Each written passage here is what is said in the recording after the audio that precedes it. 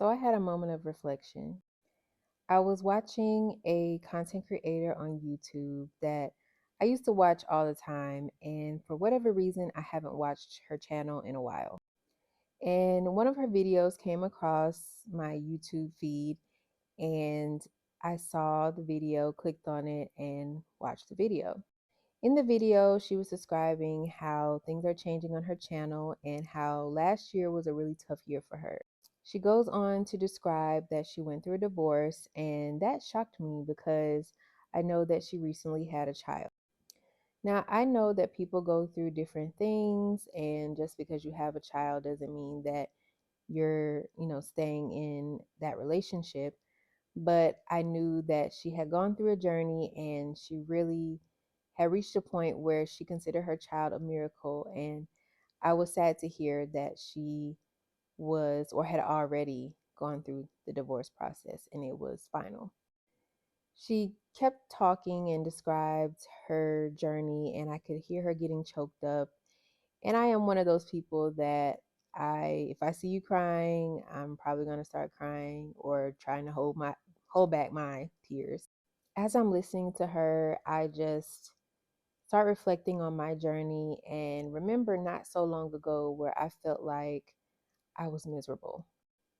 She described how she was crying every day and how she prayed and wanted God to fix it. And I can remember a similar life. For me, I do remember at a point where I was like, well, God, I know you aren't deaf, so you heard my prayer, but things are getting worse. So I'm just going to say, God, help me to be content with whatever you're doing in my life. And as I said that, of course, things got worse and we went to divorce. And a lot of people, I think, feel like divorce is giving up or the easy route. But for me, it was like the toughest thing, close to losing a person you love to death. I don't consider that easy at all.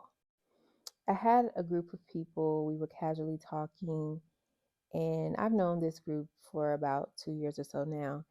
And they were saying, for whatever reason, we got on, describing each other. And once they described me and were saying, like, you're such a fun time, like, you laugh, you make us laugh, you're in great spirits all the time. And I was just thinking to myself, I remember when I felt the total opposite. I remember being miserable and just being a shell of myself for a number of reasons, not just for the divorce process, but just feeling like I was existing and not living. And I'm glad that not only did I already know that I had made changes to really start living and moving like I'm alive and, I'm purpose to be here, but I'm glad that it shows to other people. So, what am I getting at, really? So, if you're anyone like me who, at any point in life, whether you're going through divorce or not, feel like or have felt like that this is just how it is and it doesn't get any better than this, I'll just settle for what I can, get right now, for whatever your scenario is, that's not the move.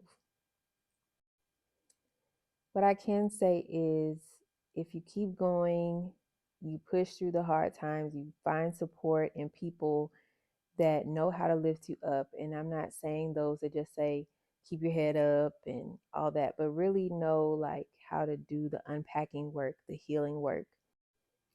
I had to go through a lot of healing and honest conversation and vulnerability with myself, with a coach, to really unpack why I ended up in the marriage and in the divorce. And just learn more about myself. Why do I make certain choices? Why do I have an affinity to certain things and people? And really learn to set boundaries if I want things to change. I had to evaluate relationships as a whole, my relationship with God, my relationship with my parents, my relationship with my siblings, my relationship with myself. How do I treat myself? My relationship with money, my relationship with having a house, all these different dynamics. It's possible that if you find yourself in a pattern where you want things to change, that you might have some trauma there and maybe you need some assistance to unpack that as well. But just know, as hard as the healing journey is, it is worth it because you are worth it.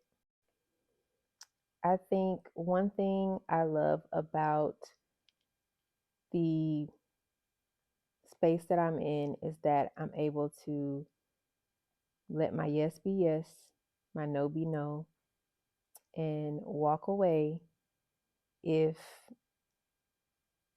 I'm not able to state my yes or no. I value myself enough that my voice matters, and I move in a different confidence now. I'm not going to negotiate that. And I hope that was helpful. It was encouraging to me to know I'm on a much better path, and I am very proud of myself.